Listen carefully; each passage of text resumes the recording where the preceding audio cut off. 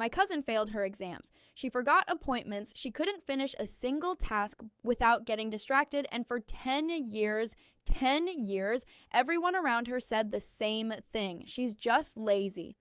She doesn't want to work. She's making excuses. Even I thought that once. I was wrong, and this video is me admitting that. Let me tell you about my cousin. I'll call her Sarah.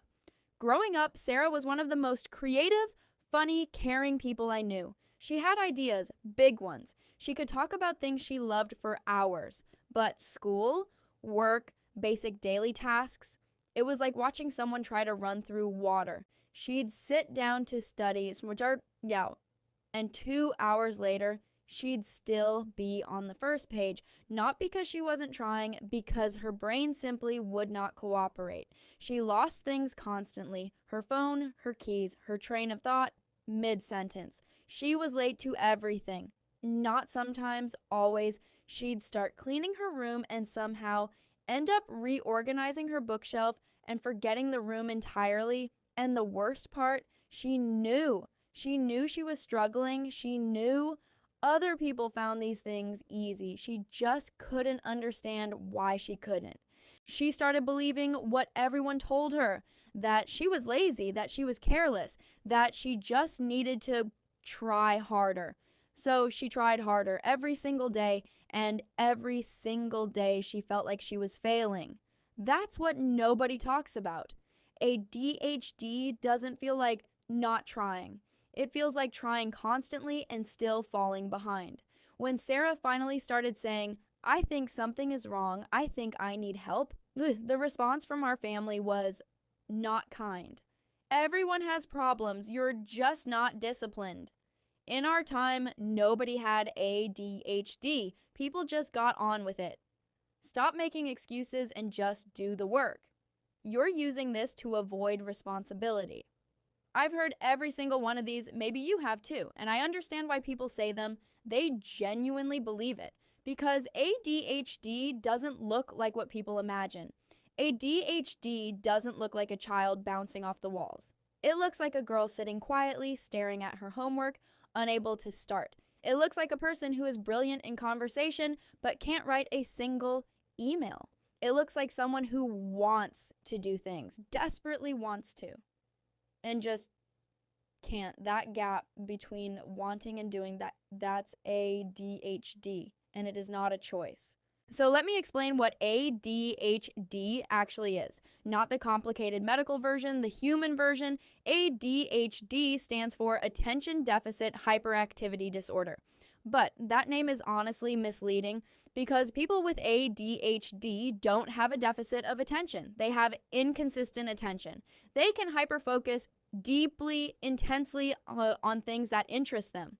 But tasks that feel boring, repetitive, or overwhelming, their brain produces less dopamine for those, and dopamine is what drives motivation, focus, and action. It's not laziness, it's brain chemistry.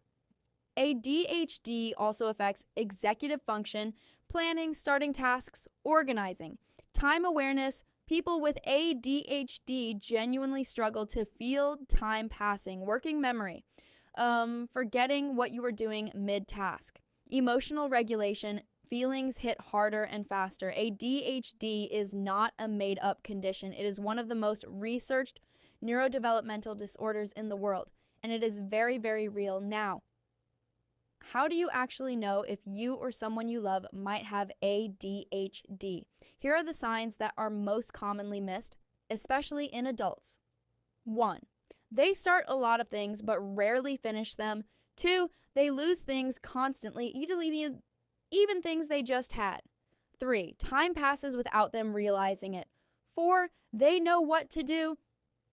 They just can't make themselves start. 5. They're highly emotional. Rejection feels devastating. 6. They're brilliant at things they love and completely unable to function at things they don't. 7. They feel like they're always behind, always catching up, always failing somehow. If this sounds like someone you know or like yourself, please don't dismiss it. A proper diagnosis from a mental health professional is the only way to know for sure, but awareness is always the first step. Sarah was finally diagnosed last year, and something changed. Not Sarah. Sarah was always the same person. What changed was how people around her responded. Suddenly, her mother stopped saying, "Just try harder." She started saying, "What do you need?" That's it. That simple shift from, "Why can't you just function normally?" to, "How can I actually help you?" That's what understanding does. You don't have to be a doctor to help someone with ADHD. You just have to believe them. You just have to stop calling it an excuse, because when someone with ADHD is finally believed, truly believed, it changes everything for them. This channel exists because of Sarah, and because there are millions of people like her, undiagnosed, dismissed, or told they're just not trying hard enough.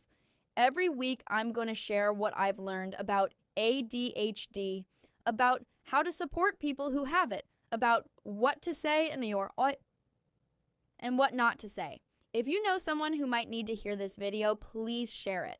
And subscribe if you want to be part of changing how we talk about ADHD, because understanding someone is one of the most powerful things you can do for them.